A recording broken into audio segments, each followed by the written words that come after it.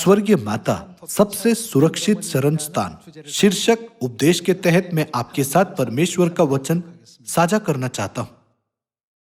अतीत में जब बच्चे खतरे में होते थे तो वे अक्सर अपनी माता की स्कर्ट के पीछे छिप जाते थे। पुराने दिनों में कई महिलाएं हानबोक पहनती थी जिनमें अंडरलाइनिंग स्कर्ट होती थी। जब चूजे खतरे में होते हैं तो वे मुर्गी के पंखों के नीचे छिप जाते हैं। साथ ही बच्चा कंगारू अपनी माता की थैली में चले जाते हैं। बच्चा कोआला अपनी माता की पीठ से गोंद की तरह चिपक जाता है। ऐसा क्यों है? सभी लोगों, क्या आपने कभी इन बातों के बारे में सोचा है? उनके पास उनके पिता है। क्या माता पिता से थोड़ी कमजोर नहीं है? फिर भी जब हम परमेश्वर द्वारा बनाए गए विभिन्न पशुओं को देखते हैं तो वे अपनी माता की पीठ पर गोंद की तरह क्यों चिपके रहते हैं?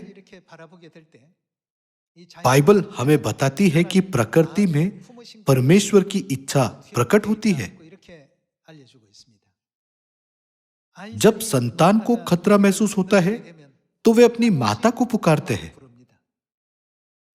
जब बच्चे माता पुकारते हैं तो माता उनकी आवाज सुनकर सुपर वुमेन की तरह आती है और सभी खतरों का समाधान करती है।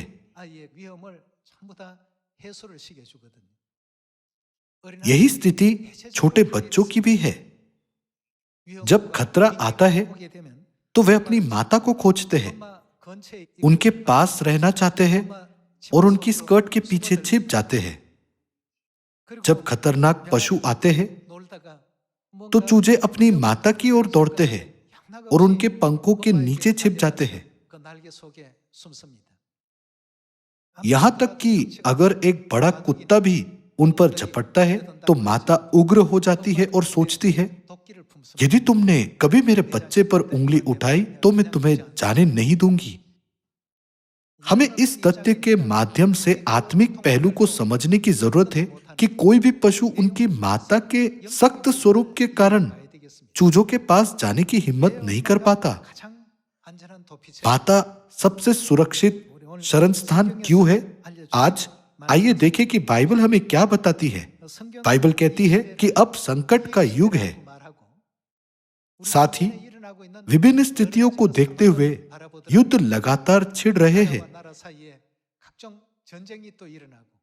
जलवायु आपदाएं अधिक बार हो रही है और पृथ्वी की पर्यावरणीय स्थिति और कम सुरक्षित होती जा रही है। ऐसे समय में परमेश्वर हमें कहां भाग जाने के लिए कहते हैं? वह कहते हैं सियोन में भागो। फिर वह क्यों चाहते हैं कि हम सियोन की ओर भागे? सियोन में कौन है? सियोन के सबसे सुरक्षित स्थान होने का एक कारण यह है कि माता वहां है। इस मामले के बारे में आइए हम दानियेल अध्याय 2 आयत 1 देखें। दानियेल अध्याय 2 आयत 1 में लिखा है, अपने राज्य के दूसरे वर्ष में नबूकदनेस्सर ने ऐसा स्वप्न देखा जिससे उसका मन बहुत ही व्याकुल हो गया और उसको नींद न आई। राजा नबूकदनेस्सर का एक बहुत ही महत्वपूर्ण सपना था, लेकिन वह इसे भूल गया। वह जानना चाहता था कि सपना क्या था। उस समय उसके पास ज्योतिषी, तंत्री और टोने जैसे सलाहकार थे जिनसे वह परामर्श कर सकता था। उसने सोचा वे मुझे बताएंगे, इसलिए उसने उनसे पूछा। लेकिन यदि आप आयत 11 को देखें तो उन्होंने कहा, जो बात राजा पूछता है वह अनोखी है। अंग्रेजी बाइबल में यह लिखा गया है, वह बहुत कठिन है। उन्होंने कहा कि यह उनकी क्षमता से बाहर है और देवताओं को छोड़कर जिनका निवास मनुष्यों के संग नहीं है और कोई दूसरा नहीं जो राजा को यह बता सके। उन्होंने कहा, हम कैसे जान सकते हैं कि राजा ने क्या सपना देखा था? यह इतना कठिन कार्य है कि देवताओं के अलावा कोई नहीं बता सकता। इस तरह उन्होंने राजा के अनुरोध को अस्वीकार कर दिया। आइए आयत 12 के साथ जारी रखें। इस पर राजा ने झुंझलाकर और बहुत ही क्रोधित होकर बेबीलोन के सब पंडितों का नाश करने की आज्ञा दे दी। राजा ने कहा, तुम उस सपने को भी प्रकट नहीं कर सकते जो मैंने कल रात को देखा था। लेकिन क्या तुम यह कहते हुए कि तुम भविष्य जानते हो, मुझे मेरा भाग्य नहीं बताते? इसलिए राजा बहुत क्रोधित हो गया। उन सभी को मारने का आदेश दिया गया था। आयत 13, अतः यह आज्ञा निकली और पंडित लोगों का घात होने पर था, और लोग दानियल और उसके संगियों को ढूंढ रहे थे कि वे भी घात किए जाए। दानियल और उसके मित्र परमेश्वर की सेवा करते थे, इसलिए राजा ने उन सभी को भी मार डालने की आज्ञा दी। उस समय दानियल ने राजा के अधिकारी आयोर्क से कहा, मुझे कुछ दिन दो, मैं उन्हें सपना बता सकता हूं। इस तरह प्रार्थना करने के बाद दानियल ने परमेश्वर से सीखा कि राजा का सपना क्या था। आइए हम अध्याय 2 आयत 27 की ओर बढ़े। दानियल अध्याय 2 आयत 27 में यह लिखा है, दानियल ने राजा को उत्तर दिया, जो भेद राजा पूछता है वह ना तो पंडित, न तंत्री, न ज्योतिषी, न दूसरे भावी बताने वाले राजा को बता सकते हैं, परंतु भेदों का प्रकट करता कौन है? परमेश्वर स्वर्ग में है। उसने समझाया कि केवल परमेश्वर ही इन बातों को प्रकट कर सकते हैं।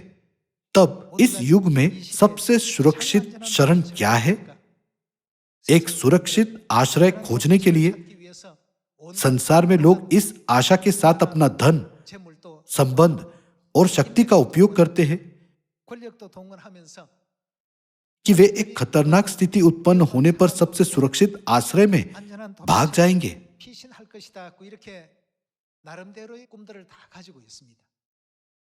कुछ लोग भूमिगत हो जाएंगे, कुछ लोग अंतरिक्ष यान पर दूसरे ग्रहों पर चले जाएंगे, या कुछ लोग समुद्र के नीचे चले जाएंगे। वे सभी प्रकार के शोध करते हैं, लेकिन परमेश्वर क्या कहते हैं? परमेश्वर कहते हैं कि वे कहीं भी हो, वे न्याय से बच नहीं सकते। लेकिन दानियल यहां कहता है, कोई भी भेद की व्याख्या नहीं कर सकता, केवल परमेश्वर ही भेदों को प्रकट कर सकते हैं। उसने कहा, परमेश्वर मुझे इसके बारे में बताएंगे, इसलिए मुझे कुछ दिन दीजिए। और बाद में उसने राजा को दानियल अध्याय 2 में मूर्ति के बारे में सपना समझाया। जब राजा ने सब कुछ सुना तो उसे याद आया, ओह, मेरा सपना यह था। व्याख्या के बारे में क्या? व्याख्या भी सटीक थी। यह सोने का सिर तू ही है, तेरे बाद एक राज्य और उदय होगा जो तुझसे छोटा होगा, फिर एक और तीसरा पीतल का सा राज्य होगा जिसमें सारी पृथ्वी आ जाएगी। चौथा राज्य लोहे के तुल्य मजबूत होगा। यह पैर की 10 उंगलियों के समान 10 राज्यों में विभाजित किया जाएगा। उसने राजा को बताया कि क्या होगा। राजा नबूकदनेस्सर अपने समय का सबसे शक्तिशाली व्यक्ति था। उसने दानियल को दंडवत किया, जो एक बंदी था। इसके अलावा उसने कहा कि वह दानियल को वह सब कुछ देगा जो वह चाहता है। हम बाइबल में पुष्टि कर सकते हैं कि राजा ने उसे सभी प्रकार के खजाने दिए। दानियल ने क्या कहा कि वह कौन है जो इन सभी भेदों की व्याख्या कर सकता है? उन्होंने कहा कि वह केवल परमेश्वर है। क्या दानियल ने नबूकदनेस्सर के सपने को खुद ही समझा था? उसने इसे परमेश्वर से सीखा था और परमेश्वर द्वारा उसे दी गई बुद्धि के साथ सपने की व्याख्या की थी, है ना?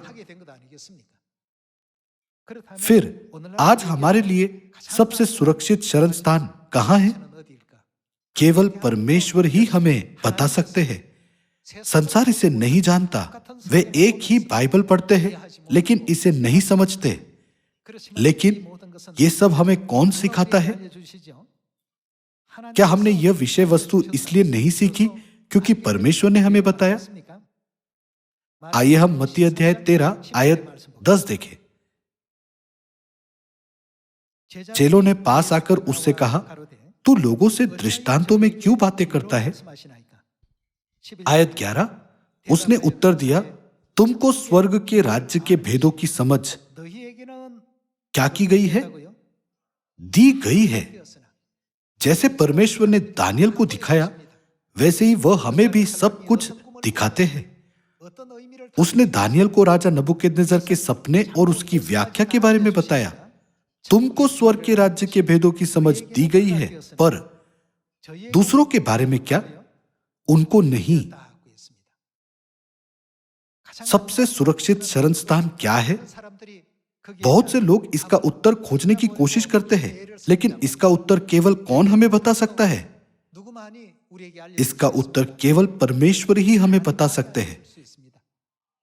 जिस प्रकार परमेश्वर ने दानियल को स्वप्न और उसकी व्याख्या को जानने दिया और नबूकदनेस्सर की जिज्ञासा को हल किया, उसी प्रकार इस युग में परमेश्वर केवल अपनी संतानों को यह जानने देते हैं कि सबसे सुरक्षित शरण स्थान कहां है।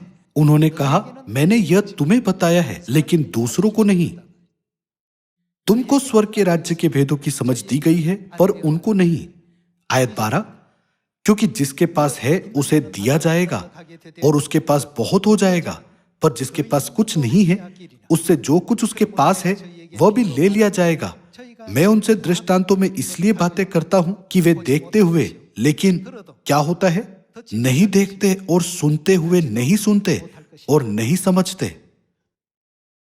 यह लिखा है कि आंखें होते हुए भी वे नहीं देखते, कान होते हुए भी वे नहीं सुनते, भले ही उनके पास हृदय है, लेकिन वे नहीं समझते। क्या वह केवल परमेश्वर नहीं है जो हमें सभी रहस्यों को जानने देते हैं? दानियल सपने और उसकी व्याख्या को जानता था। ऐसा इसलिए नहीं था कि वह बुद्धिमान था, और न ही इसलिए कि वह एक महान व्यक्ति था।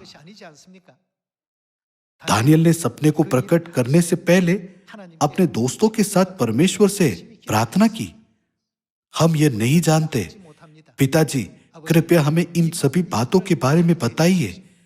हम इसे अपनी मानवीय शक्ति से नहीं जान सकते। इस तरह दानियल, शद्रेक, मेशक और ओबेदनेगो ने ईमानदारी से प्रार्थना की।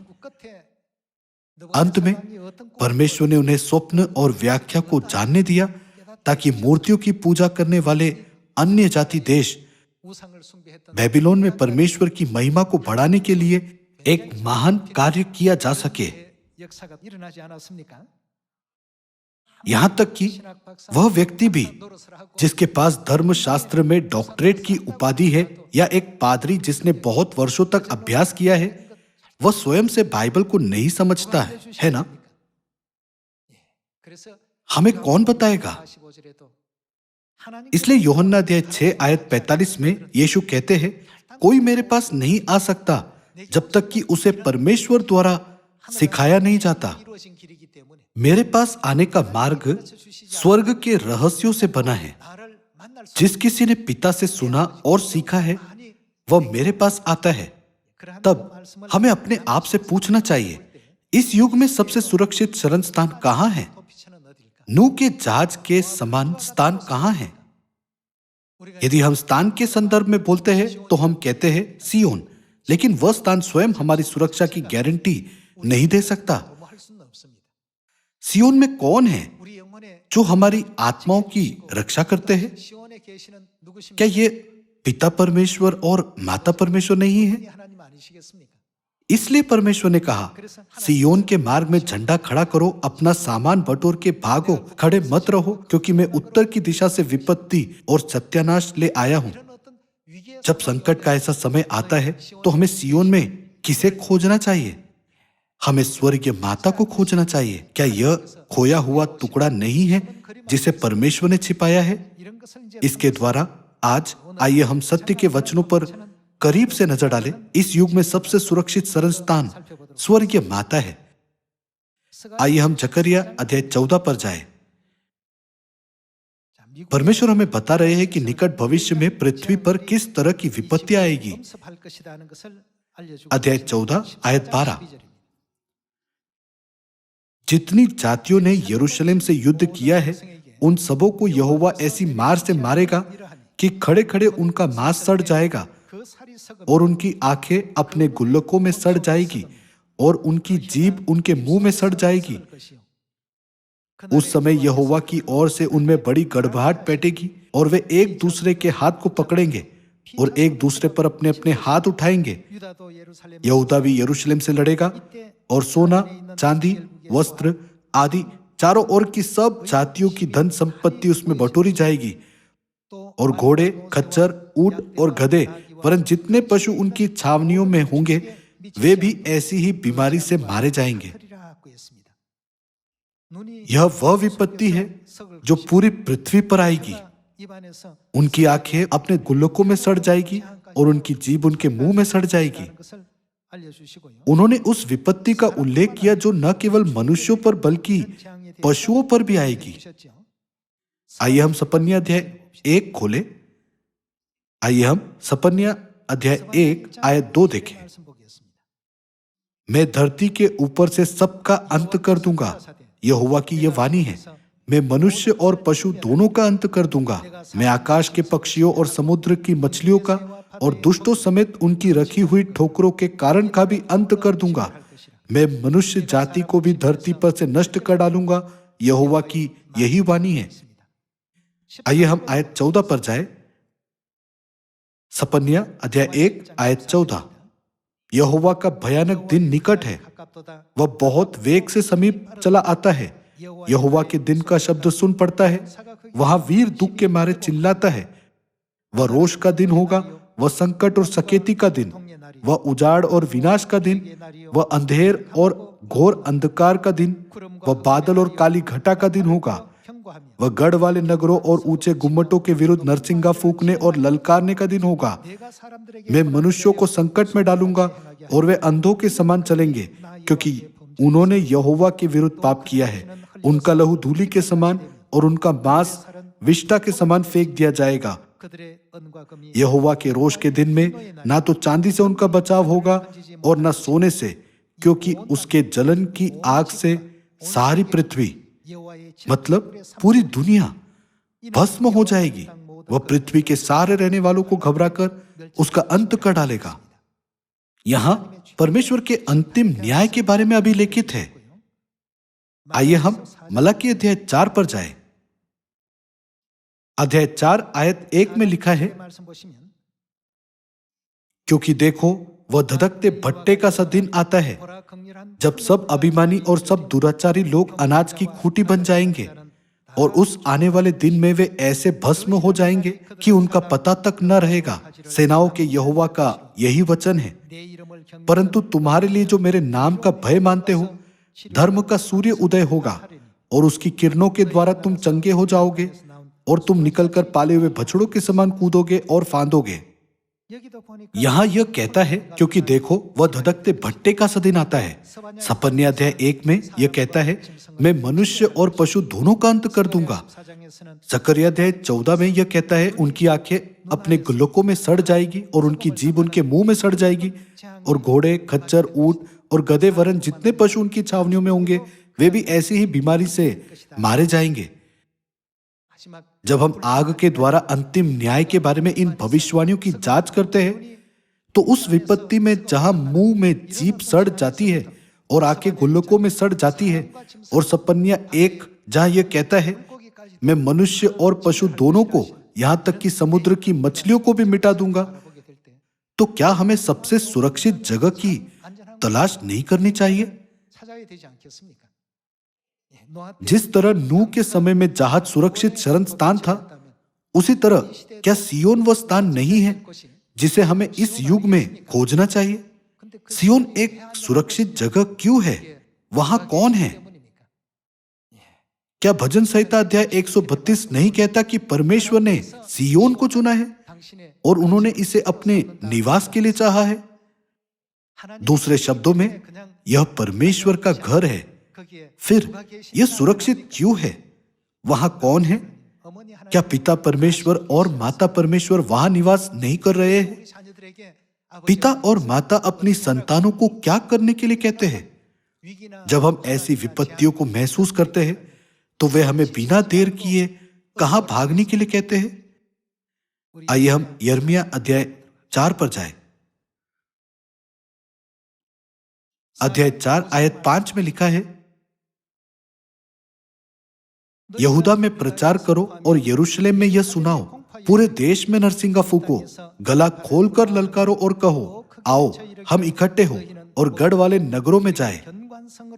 कहां?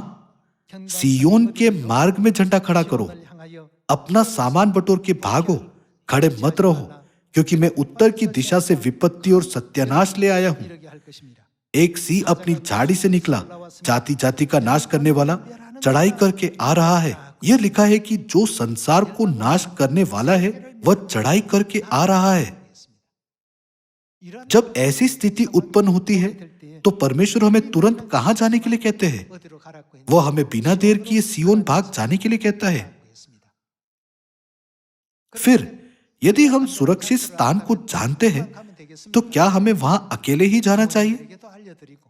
अपने माता पिता, अपनी संतानों और अपने दोस्तों को बताना और उन्हें उद्धार के मार्ग पर ले जाना बेहतर होगा, है ना? वह स्थान सियोन है और सियोन में परमेश्वर निवास करते हैं। परमेश्वर की संतान होने के नाते हमें स्पष्ट रूप से समझना चाहिए कि हमें सियोन क्यों जाना चाहिए। क्या भविष्यवाणी के अनुसार हमारे जागने का समय नहीं आया है? आइए हम मत्ती अध्याय 24 आयत 42 देखें।